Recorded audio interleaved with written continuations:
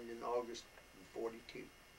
Well, you would have been 20 in May 20. I was 19. All right. Now today is March the 7th, 2003, and we're in the home of Alfred D. Bahner on Oregon Trail Road, just kind of north of Bellevue, Kansas. Alfred was born in May of 1922 in Wabunsee County, Kansas. That makes you like 80 years old. You'll soon be 81, won't you? Yeah. And I'm Dean Schoengert. I will be interviewing Alfred today. Alfred, how is it that you got into the service? Well, at that time, the way I understand, well, I guess perhaps I was watching the news, in which we didn't have anything fancy, but the Marines had landed at Guadalcanal, and they kind of, and not that they impressed me that much, but they had pretty good writings about it, and also the draft was coming up. At that time, you had to be drafted or whatever, so I volunteered to join the Marines. How did you do that? Well, I went, my folks, they took me to Kansas City. That's where you involved, that's where I enlisted at. And they signed it for me, and I joined the Marines there in Kansas City. You'd been out of high school by then? I didn't go to high school. Really? And the Marines took you? Yeah. And where did they take you first off? They sent me out to San Diego. That's where I went to boot camp. Took my training out there, and I wasn't there very long.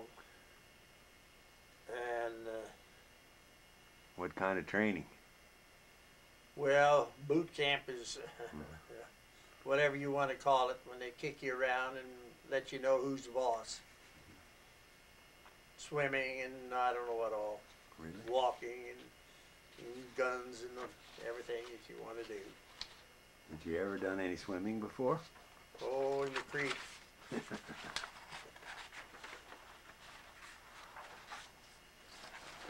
Was that basic training hard for you? Well, it was, no, I don't know. It's a different lifestyle, that's for sure. And then where'd you go? Well, I got out of boot camp, and it wasn't very long. They took a little training there, and they loaded me aboard a ship as a replacement to the 1st Marine Division.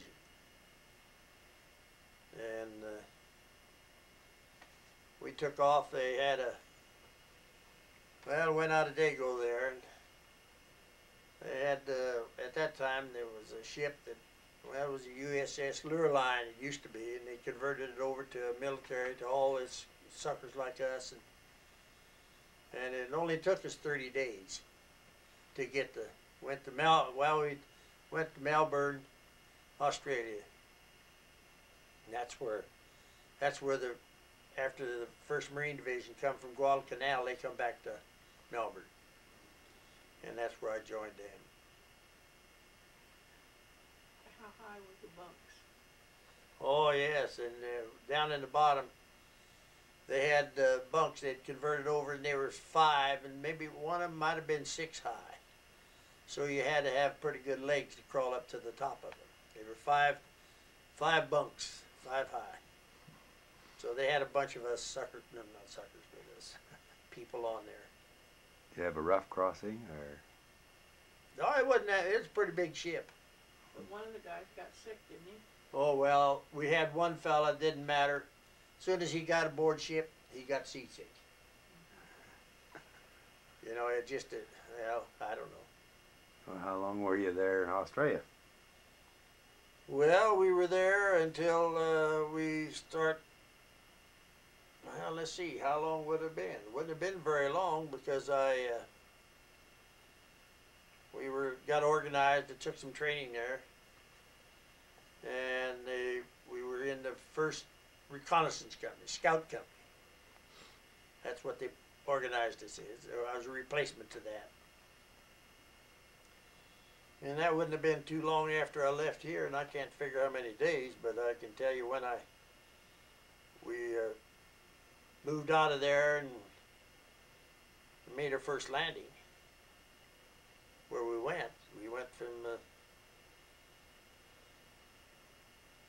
well, I went there and went to Cape Gloucester in January, January 13th, 44, and was on there for till May in 44. That's how long we were on the island of Cape Gloucester. And I can remember that and things that happened there when we first, it was new to us, to me anyway. And of course we were the scouts and they kind of dumped us off first. But anyway, they was on a ship, I think it was in LST, and they couldn't get into the island too close, so they close they could, and they dropped the ramp and they kicked you out of the, jumped over the side in the water, and then you went and walked into the shore. And we kind of were the ones that scouted wherever the enemy was at and all of that. And we stayed there for that length of time until they secured the island, and then they took us back again. And we weren't there too long, and then they decided to go to Peleliu. There's another island. So we landed there on Peleliu Island, and wasn't there but about, well, I think it was 2 or 3 weeks, or maybe a month. And just got that island secured. So went back again, and they reorganized, get replacements. Of course, there's some got killed. I mean, that's the 1st Division. That's, I mean, the whole division landed there. Well, it was a pretty hostile landing, wasn't it? Well, yeah, we did that all. Everything was big operations. And they lost some. Some of them died or got killed. Yeah. Yeah, hell yes. The Japanese, them slant eyes, they wanted to shoot at you too. They didn't want to die. I shouldn't have said that. But anyway, after they got back in, when they reorganized again, they had another replacements coming. They always had replacements coming in. Then we were going to, and this involved a big operation in Okinawa. There was different divisions, army, and there was some army in it too. And we landed there on April of 45. And we stayed there until it was secured. And they raised the flag. I saw them, we raised the flag, or I wasn't in on it, but we was down there on the Sheer Castle. That was at Okinawa. That we had it. Secret took the island. Was that the worst operation in Yeah, Okinawa? that was a big one. A lot of it. Well, I can remember one old boy that, well, different things you went through. These Japanese had booby traps and everything that you would do, and I remember one tall guy, we were going through some, I don't know what it was, someplace, and this Japanese was laying, and they thought, well, and there was we kind of had addicted to getting some souvenirs, you know, from him, and he turned this guy over, and he was alive, and he shot him right in the head, killed him. That was a kind of a bad thing.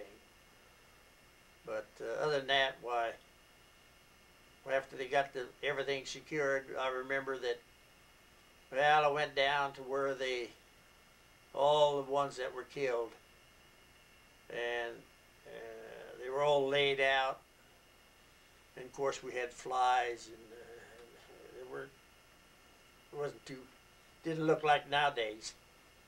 And so then at that time, my time, why, you see, I was been overseas for 30 months, and that was the time I had to. They said that it's the longest you could stay over there. So that was and I missed about 3 Christmases. So anyway, they shipped me back then, the bunch of us that had 30 months overseas. And we went back to Dago. And then they in turn let me come home for the first time. So I come home and then I got, well, I guess I don't know how long I was home. Well, the war was over when you got back to Dago. Yeah, they declared the war was over when I got back to Dago. I mean, everybody, that was the end of it. And where were you when the atomic bomb dropped? You were back in Dago, were you? Atomic bomb. Well, I guess. I don't know. You don't recall that? I think you must have been back in Dago. I evidently. I What think was so. the date on that? Well, what did? I don't know. No, I don't know either, but Well, that's. I don't know. That you thought you might have to go back after coming home. Well, no. As soon as we got back to Dago, they announced that the war was over. Okay. yeah, but you would have had to gone back. Oh yeah, They said yeah. I no was more. still in the service. Yeah, Or not. but they was over because. Well, I better not tell the freaky thing I was trying to do. Why not?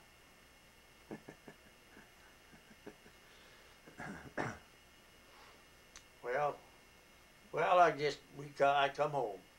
Yeah, but if the war hadn't been over, you would have had to have gone back. Oh yeah, I'd had to go back. I mean, I wasn't that's what the Marines had at that time, 30 months overseas, and that's what I was in these 3 landings, 3 islands we took,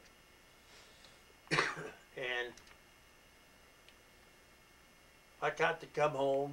Then I went back out, and then I'd spent over 3 years. So after I was out there for a while they decided that I could be discharged. So I got my discharge out of there, and then I guess I thought I had a brother that was in the Army. Where was he at? In Missouri, I think. Arkansas, yeah. Then I thought instead of riding the train, I thought I'd hitchhike home from Dago down to Arkansas. And I did that. Went down and seen him. He was in the service down in the Army. Had been. And yeah, he was He had just been discharged. he was discharged also.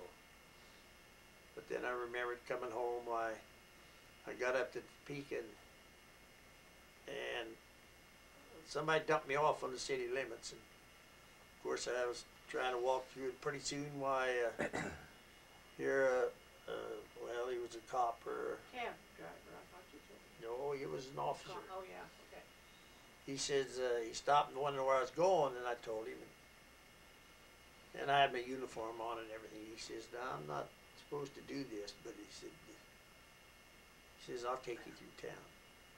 So I got a ride. He took me out of the city limits and dumped me out. So then I got another ride.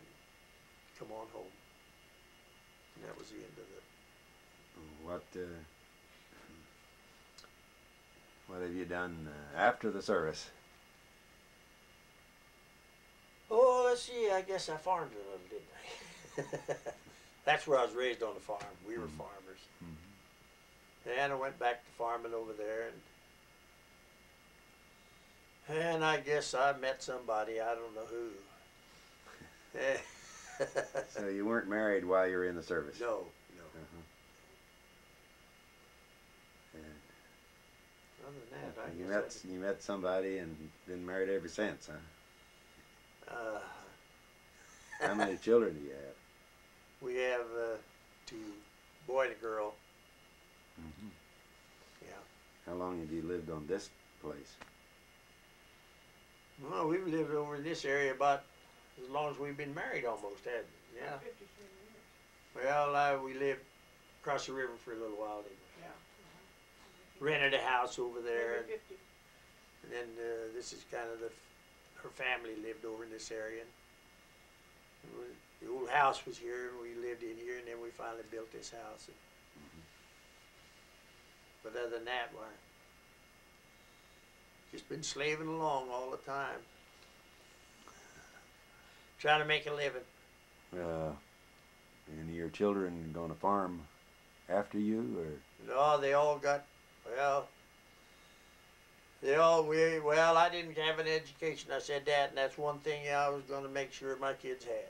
Mm-hmm. And they all went to college, got a degree. And of course, the girl, she's a, what do you call her, nurse practitioner now. And the boy, he works down in Topeka as they got so many titles now, I don't know what they are, but he works at a construction outfit down there. And he travels. Krupp Rubber Company. Yeah, it's Krupp Rubber. Oh, so he's an engineer. Yeah, Some he kind. They go, travels all over the different states. I think he's gone this week. They went to K-State, or your children? Where did they go? Well, let's see. Kathy went to, Fort Hayes. Fort Hayes. She got out of Fort Hayes. And Kim, Graduated from Emporia. yeah, he graduated from Emporia. Yeah. And they're married and got kids. Well, you hear so much about the Marines landing on those islands and how terrible it was. Oh, it was just like, We had a lot of trouble after we were married. He had nightmares and he was always going for a foxhole. But that, something that some of them never got over, I guess. well, it's I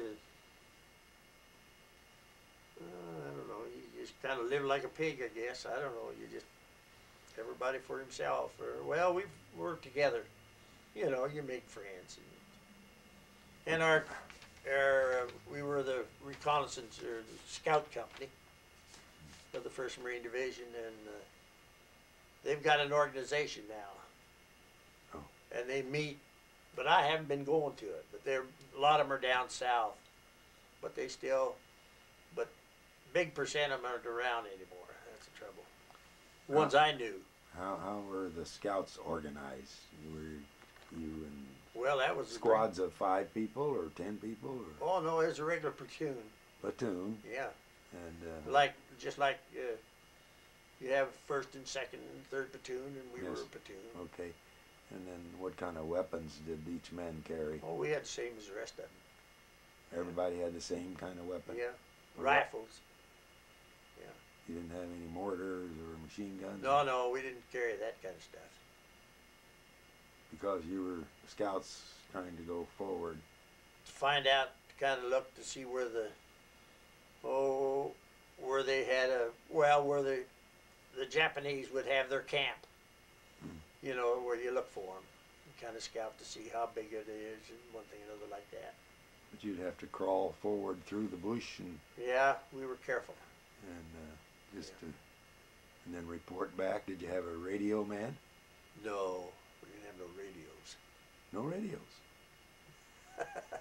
In those days, did they have radios? Well, I thought they did, so that you could radio. Yeah, we'd radio go back and to the report to company. the captain I see. and the company, and then they'd do whatever they're supposed to. But we was always up close by and stand security at night and take your turns, staying awake.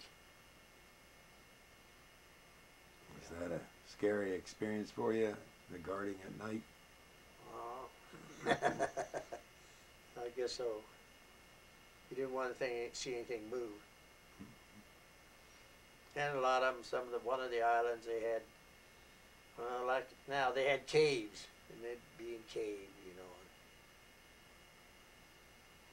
But survived. Other than that, boy, I don't know. Were you in Okinawa when the big tornado came, or No, not that I can remember. No. did you experience any kamikaze pilots or anything there in Okinawa? Well, there was stuff blowing all the time. We didn't know what was going on. I mean, who they were, or whatever. They just shooting and carrying on. And when you're aboard ship, you have a problem of watching. They did, you know, guard you so you get in there. Then we get on a ship, and then they put you on a boat, landing boat, take you in, kick you out. The big ships could only get in so close. But other than that, why, I can't remember anything else besides. You remember any of your briefing before going into Okinawa? What Any they what? told you? What they told you was going to happen before you went into Okinawa? Any of your briefings? Not really. They just, well, it described who was all involved. I mean, and I can't remember now, but there was two. I think there was two Marine divisions, and then there might have been an Army or so. But I don't know who they were. You know, probably I could read in that book and find out. But we were just kind of looking after ourselves. Were you in on the initial landing in Okinawa, or had it already? Everybody was surrounded the island. It was tough. A lot of boats out, and air protection too. Some airplanes flying around. Yeah, we went in. Everybody had a certain place. They had it all figured out, I guess. I don't know. We were just the flunkies. Well, not really flunkies. You had to do your part. Well, yeah, I know, but we were, you know, it's Did you? So you had 3 landings. Which one was the worst? Where you lost the most out of your outfit? well, I think Okinawa was. Because we were there quite a while, and it just, there's a lot of Snipers. bombing. Weren't there a lot of snipers? Oh, there's always snipers. They'd be hiding out, and snipers, as they call it. They'd shoot you, you know. And a lot of like these caves, you know, they'd be go by or something like that, and there'd be somebody in there.